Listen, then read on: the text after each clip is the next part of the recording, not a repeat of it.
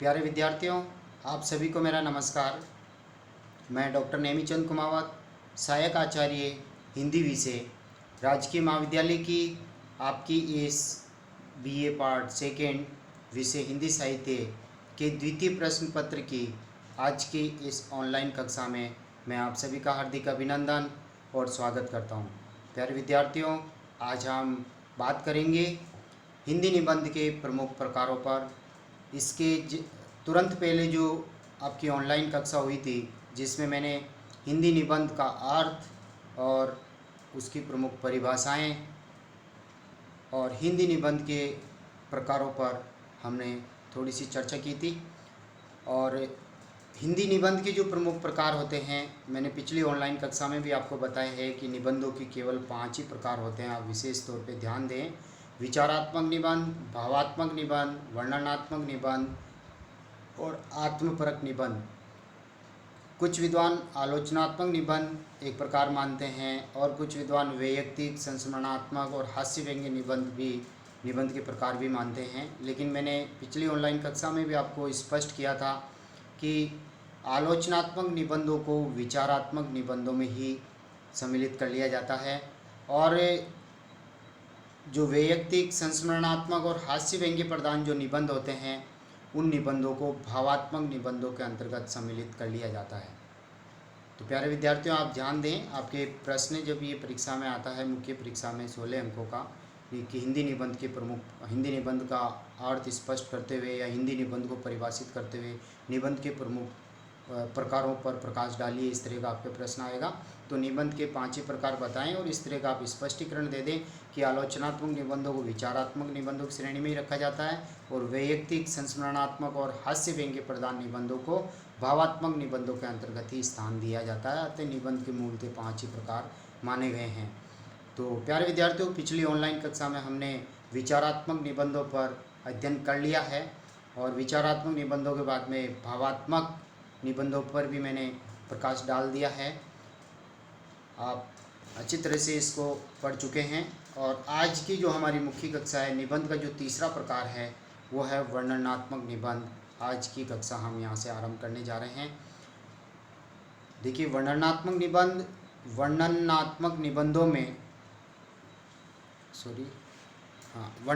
निबंधों में निबंधकार किसी घटना, तथ्य, ध्यान दें, किसी घटना, तथ्य, दृश्य, वस्तु, स्थान, वापस देखिए, किसी घटना का वर्णन, तथ्य का वर्णन, दृश्य का वर्णन, किसी वस्तु, विषय वस्तु का वर्णन, किसी स्थान आदि का क्रमबद्ध व्यवस्थित वर्णन इस प्रकार करता है कि पाठक के समक्ष वह दृश्य या वह घटना या फिर वह स्थान या फिर वह जो भी विषय वस्तु है अत्यंत सजीव रूप में साकार हो जाती है, यानी आंखों के सामने उसका चित्र बन जाता है, हम जिसका वर्णन पढ़ रहे हैं।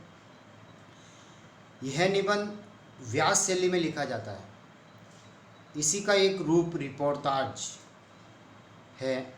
वर्णनात्मक निबंधों में बौद्धिकता एवं भावुकता का सामंजस्य रहता है। कहीं कहीं बुद्धि पक्ष प्रबल हो जाता है, कहीं कहीं भाव पक्ष भी प्रबल हो जाता है, लेकिन दोनों का समन्वय बराबर बना रहता है। सामंजस्य इसमें अत्यावश्यक है। वर्णनात्मक निबंधों की जो भाषा है वो सरल और सुबोध होती है तथा लेखक का ध्यान तथ्य निरूपण पर अधिक रहता है, कल्पना पर कम। हिंदी में बालकृष्ण भट्ट, बाबू गुलाब राय जी, कन्हैयालाल मिश्र, प्रभाकर जी, रामवृक्ष बेनीपुरी जी के जो निबंध है वो इन्हीं वर्णनात्मक निबंधों की श्रेणी में आते हैं। निबंधों का जो चौथा प्रकार हम पढ़ने जा रहे हैं, पहला प्रकार आपने पढ़ा है विचारात्मक निबंध, दूसरा प्रकार आपने पढ़ा है भावात्मक निबंध, तीसरा प्रकार आपने पढ़ लिया वर्णनात्मक निबंध, और अब हम बात करने जा रहे हैं निबंधों का चौथा प्रकार विवरणात्मक निबंध। विवरणात्मक निबंधों में ऐतिहासिक, सामाजिक, पौराणिक घटनाओं का विवरण दिया जाता है तथा उनमें कल्पना का भी यथोचित समावेश होता है। विचारों को प्रस्तुत करने का ढंग सूचनात्मक होता है, यानी जो विचार प्रस्तुत किए जाते हैं उनको केवल सूचनाएं मात्र दे दी जाती है। इसमें लेखक किसी दृश्य, यात्रा, मेला, सभा आदि का पूरा विवरण देता है। इसमें वर्ण विषय स्थिर रूप में नहीं रहता, अपितु वह गतिशील रूप में रहता, आगे बढ़ता है। जैसे मेले का वर्णन करें तो स्थिर रूप में खड़े रह के मेले का वर्णन नहीं किया जा सकता, या फिर यात्रा का वर्णन एक जगह रुक करके नहीं, या दृश्य का वर्णन, तो ये गतिशील विषय हैं। तो जो विषय हैं वो गतिशील रूप में रहता है, और ये भी व्यास शैली में लिखा जाता है, यानी समास का बिल्कुल उल्टा व्यास, विस्तृत रूप में फैली हुई शैली में हर विषय वस्तु का, घटना का, प्रसंग का विवरण दिया जाता है। निबंध के विवरणात्मक निबंधों में वर्णन संवेदनशील एवं मार्मिक होते हैं तथा उनमें क्रमबद्धता पर विशेष बल नहीं होता। वर्णन का संबंध वर्तमान से होता है, जबकि विवरण का संबंध भूतकाल से होता है। वर्णन करते हैं तो वर्तमान की परिस्थितियों, वर्तमान घटनाओं का, प्रसंग और विषयों का किया जाता है, जबकि विवरण दिया जाता है तो बीती हुई घटनाओं का संस्मरण के रूप में एक तरह से रहता है, या रिपोर्टाज के रूप में ये रहता है। अतः इनमें संभावना पर विशेष बल होता है। हिंदी के प्रारंभिक निबंधकार, देखिए जो प्रारंभिक निबंधकार हैं भारतेंदु युग के और बाद के भारतेंदु हरिश्चंद्र जी, बालकृष्ण भट्ट जी, प्रताप नारायण मिश्र जी, शिवपूजन सहाय आदि ने विवरणात्मक निबंध अधिक लिखे हैं। निबंधों का अंतिम 5वां जो प्रकार है उसकी ओर हम बढ़ रहे हैं, और वह आत्मपरक निबंध। तो अभी तक इससे पहले आपने निबंधों के 4 प्रकार पढ़ लिए हैं। पहला आपने पढ़ा है विचारात्मक निबंध, दूसरा आपने भावात्मक निबंध, और तीसरा आपने वर्णनात्मक निबंध, और चौथा आपने पढ़ा विवरणात्मक, और 5वां है आत्मपरक निबंध, यानी आत्मा से जुड़ा हुआ, व्यक्तित्व की छाप इनमें स्पष्ट होती है। वैयक्तिक निजी अनुभूतियाँ लेखक अपने निबंधों में व्यक्त करता है। तो देखिए, यद्यपि हर प्रकार के निबंध में लेखक के व्यक्तित्व की छाप दिखाई देती है, तथापि आत्मपरक निबंधों में लेखक का व्यक्तित्व पूरी तरह उभर कर सामने आ जाता है। वर्तमान युग में लिखे जाने वाले ललित निबंध भी आत्मपरक निबंधों की कोटि में सम्मिलित किए जा सकते हैं, क्योंकि वो कल्पना मिश्रित होते हैं। ललित निबंध प्रकृति परक भी होते हैं, लेखक का निजीपन और वैयक्तिकता की उसमें स्पष्ट छाप होती है, और दूसरी एक महत्वपूर्ण जो बिंदु रहता है वो रसात्मकता का बोध कराना ललित निबंधों की प्रमुख विशेषता होती है। तो ललित निबंधों में लालित्य का समावेश होता है, भाषा, विषय वस्तु, शैली, शिल्प में किया जाता है। यानी लालित्य का समावेश जो होता है वो भाषा में, विषय वस्तु में, शैली में, शिल्प में, सभी में लालित्यपन का यानी कोमलता का समावेश होता है। लेखक का पांडित्य, लोक संप्रक्ति एवं भाषागत सौंदर्य ऐसे निबंधों में साफ झलकता है। आचार्य हजारी प्रसाद द्विवेदी जी, देखिए एक सेकेंड, आचार्य हजारी प्रसाद द्विवेदी जी ललित निबंधकार हैं। डॉक्टर विद्यानिवास मिश्र जी ललित निबंधकार हैं। कुबेरनाथ राय ये ललित निबंधकार हैं। ये प्रमुख हिंदी के प्रमुख ललित निबंधकारों की श्रेणी में आते हैं। इनके अतिरिक्त डॉक्टर विवेकी राय जी ने, देवेंद्र सत्यार्थी ने भी आत्मपरक निबंधों की रचना की है। प्यारे विद्यार्थियों, ये निबंधों की 5 प्रकार आप पढ़ चुके हैं, और पिछली ऑनलाइन कक्षा में आपने हिंदी निबंध का अर्थ, उसको परिभाषित करते हुए हमने कुछ हिंदी निबंध के प्रमुख प्रकारों पर चर्चाएं की थी। आज की ये ऑनलाइन कक्षा हिंदी निबंध के प्रमुख प्रकारों पर केंद्रित रही हैं, और हम अब आगे बढ़ रहे हैं। हिंदी निबंध के संदर्भ में कुछ महत्वपूर्ण तथ्य, जिन बातों को हमें आपको याद रखना है, जो भूमिका के रूप में आप दे सकते हैं। देखिए, हिंदी के पहले निबंध के रूप में हिंदी का पहला निबंध कौन सा कहलाता है? राजा शिव प्रसाद सितारे हिंद द्वारा लिखित, ध्यान दें, राजा शिव प्रसाद सितारे हिंद द्वारा लिखित राजा भोज का सपना, जो 1883 ईस्वी को प्रकाशित हुआ था, इसे हिंदी के प्रथम निबंध के रूप में स्वीकार किया जाता है, निबंध के रूप में, ध्यान दें। और भारतेंदु हरिश्चंद्र जी को हिंदी निबंध का वास्तविक जनक माना जाता है। निबंध को गद्य की कसौटी माना जाता है। आचार्य रामचंद्र शुक्ल जी के अनुसार यदि गद्य कवियों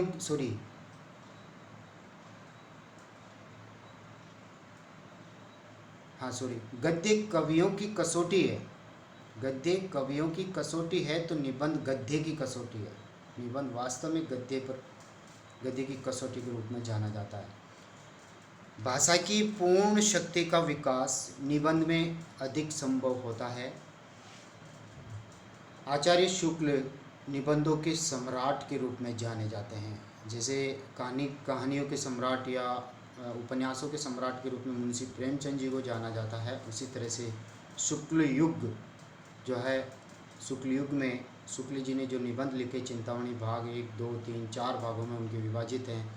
उन सारे निबंधों की जो शैली हैं, जो विषय हैं, प्रौढ़तमता, प्रौढ़ शैली, संस्कृतनिष्ठ भाषा, इन सभी को देखते हुए विद्वानों ने इनको शुक्ल जी को है जो निबंधों के सम्राट के रूप में माना है। ये कलात्मक निबंधों के जन्मदाता माने जाते हैं। बालकृष्ण भट्ट को हिंदी का मॉन्टेन कहा जाता है। ध्यान दें, ये छोटे छोटे प्रश्न परीक्षा में पूछ लेते हैं। जब आप आगे चल कर के जब आप प्रतियोगिता परीक्षाओं को उत्तीर्ण जब करेंगे तो उनमें आपके छोटे छोटे प्रश्न आपके बनेंगे।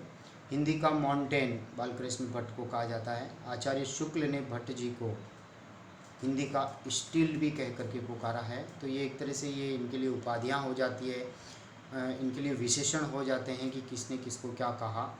इसी तरह से फ्रांसीसी रचनाकार जो है मॉन्टेन, जिसे आधुनिक निबंधों का जन्मदाता माना जाता है, और हिंदी निबंध के लिए अंग्रेजी का जो ऐसे शब्द है उसका सर्वप्रथम प्रयोग मॉन्टेन ने ही किया था, जिसका अर्थ होता है प्रयास।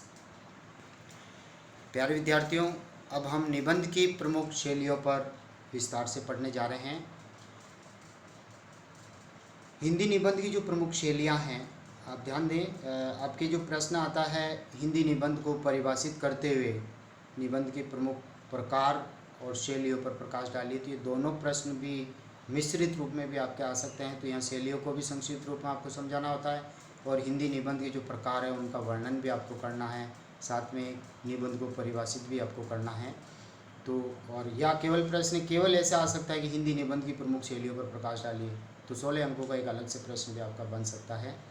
तो जिस तरह से प्रश्न की प्रकृति होती है उसको समझ करके ही आपको उसका उत्तर परीक्षा में लिखना है, ताकि अच्छे अंक आपके आएँ। अब हम बढ़ रहे हैं हिंदी निबंध की जो प्रमुख शैलियाँ हैं, किन किन शैलियों में निबंधों को लेखक लिखते हैं। भाषा की दृष्टि से एक सफल लेखक अपनी निजी शैली को विकसित करता है और ये शैली ही उसकी व्यक्तित्व की अलग पहचान बनाती है। फिर भी सामान्यतः निबंध में निम्न 7 शैलियाँ प्रयुक्त होती है। ध्यान दें, तो समास शैली यानी संक्षिप्त कथन के रूप में उसको कहना, छोटा रूप बना करके अपनी बात को कहना, सामासिक शब्दावली का प्रयोग करना जिसको वन वर्ड कह सकते हैं, वाक्यांश के लिए एक ही शब्द का प्रयोग करते हुए लेखक सामासिक शैली में अपनी बात कहता है। एक दूसरा है व्यास शैली, यानी जिसको पल्लवन कहना, विस्तार से फैला करके लेखक किसी विषय वस्तु का वर्णन करता है या उसका विवरण देता है। एक है धारा प्रवाह शैली में अपनी बात कहते जाना। एक है तरंग शैली जिसमें केवल तरंगे उड़ती रहती है विचारों की, भावों की। एक है विक्षेप शैली और एक है प्रलाप शैली और एक होती है व्यंग्य शैली। तो ये निबंध की प्रमुख 7 शैलियाँ मानी जाती हैं। तो ध्यान दें प्यारे विद्यार्थियों, पहली निबंध की जो शैली है जिस पर हम पढ़ने जा रहे हैं, समास शैली। समास का शाब्दिक अर्थ है संक्षिप्तीकरण, यानी समास का शाब्दिक अर्थ होता है संक्षिप्तीकरण करना, छोटा रूप देना। अर्थात इस शैली में लेखक कम से कम शब्दों में अधिक से अधिक अपनी बात प्रस्तुत करता है। कम से कम शब्दों में अधिक से अधिक बात को प्रस्तुत करना समास शैली है। इस शैली का प्रयोग विचारात्मक निबंधों में किया जाता है। आचार्य रामचंद्र शुक्ल के निबंध इस शैली के उत्कृष्ट उदाहरण कहे जा सकते हैं। समास शैली के बाद में जो अगली शैली है और वो शैली है व्यास शैली। व्यास का शाब्दिक अर्थ है विस्तार या फैलाव, अर्थात इस शैली में लेखक अपने विचारों को बढ़ा चढ़ाकर प्रस्तुत करता है। इस शैली का प्रयोग वर्णनात्मक तथा विवरणात्मक निबंधों में किया जाता है। आचार्य महावीर प्रसाद द्विवेदी जी और बाबू श्याम सुंदर दास जी के निबंध इस शैली के उत्कृष्ट उदाहरण कहे जा सकते हैं। तीसरी निबंध की जो प्रमुख शैली है वह है धारा शैली। अपने विचारों एवं भावों के प्रभाव को तेज गति से अभिव्यक्त करना धारा शैली कहलाती है। इस शैली का प्रयोग भावात्मक निबंधों में अधिक किया जाता है। अध्यापक पूर्ण सिंह जी यानी सरदार पूर्ण सिंह जी की जो निबंध है आचरण की सभ्यता, सच्ची वीरता, मजदूरी और प्रेम, पवित्रता, कन्यादान, इनके जो निबंध है वो इस शैली के श्रेष्ठ उदाहरण हैं। निबंधों की जो चौथी शैली है वो है तरंग शैली। तरंग शैली से तात्पर्य है संगीतमय या चित्त की उमंग। संगीतमयता इसमें होती है, चित्त की उमंग इसमें मौजूद रहती हैं। इसमें वाक्य छोटे, सरल तथा कभी कभी क्रियाहीन हो जाते हैं। इस शैली के भाव लहराते हुए से प्रतीत होते हैं। जैसे समुद्र में लहरें उठती है उसी तरह से भाव भी लहराते हुए हमें दृष्टिगत होते हैं। इस शैली का प्रयोग भी भावात्मक निबंधों में किया जाता है। तरंग शैली के बाद में अगली जो पांचवी शैली आती है निबंधों की वो है विक्षेप शैली। विक्षेप शैली से तात्पर्य मन को इधर उधर भटकाना यानी संयम न रखना, चंचलता की बात हम कह सकते हैं। इसमें भावों की धारा उखड़ी उखड़ी सी रहती है। डॉक्टर रघुवीर सिंह द्वारा रचित शेष स्मृतियाँ जो रचना है वो इस शैली का उत्कृष्ट उदाहरण कहा जा सकता है। फिर आती है प्रलाप शैली।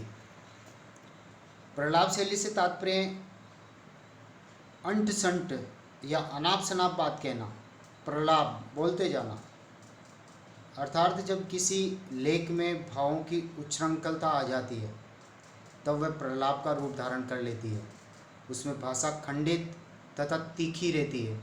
दुख की चरमावस्था एवं वीर्य के प्रसंगों में इस शैली का अधिक प्रयोग किया जाता है। यानी लेखक जब अनाप शनाप बात कहने लगता है तो वहाँ पर प्रलाप शैली काम में आती है। और अब हम बढ़ रहे हैं निबंध की अंतिम शैली, सातवीं शैली और व्यंग्य शैली। इस व्यंग्य शैली में लेखक सामान्य बोलचाल की भाषा का प्रयोग न करके लक्षणा एवं व्यंजना यानी लक्षणा शब्द शक्ति और व्यंजना शब्द शक्ति का सहारा लेता है। व्यंग्य और वक्रता ही इन निबंधों की प्रमुख विशेषताएं होती हैं। हरिशंकर परसाई जी जिनमें व्यंग्य की प्रधानता है, शरद जोशी जी के निबंधों में व्यंग्य की प्रधानता और रविंद्र त्यागी जी, ये तीनों जो निबंधकार हैं वो इस व्यंग्य शैली के उत्कृष्ट निबंधकार हैं। इस शैली के उत्कृष्ट उदाहरण कहे जा सकते हैं। प्यारे विद्यार्थियों, अब हम आज की इस ऑनलाइन कक्षा को यहीं समाप्त कर रहे हैं। आपकी अगली जो ऑनलाइन कक्षा होगी वो होगी हिंदी निबंध की सामान्य विशेषताएं। तो प्यारे विद्यार्थियों, अब तक इन निबंध विधा पर हमने 2 ऑनलाइन कक्षाएं ले ली। हिंदी निबंध का अर्थ, उसकी परिभाषा और हिंदी निबंध के प्रमुख प्रकार, साथ ही हिंदी निबंध की प्रमुख शैलियों पर हम अब तक पढ़ चुके हैं। और हिंदी निबंध की सामान्य विशेषताओं को हम अगली ऑनलाइन कक्षा में पढ़ेंगे। तब तक के लिए जय हिंद, जय भारत। आपको बहुत बहुत धन्यवाद, आपने मुझे अच्छी तरह से सुना।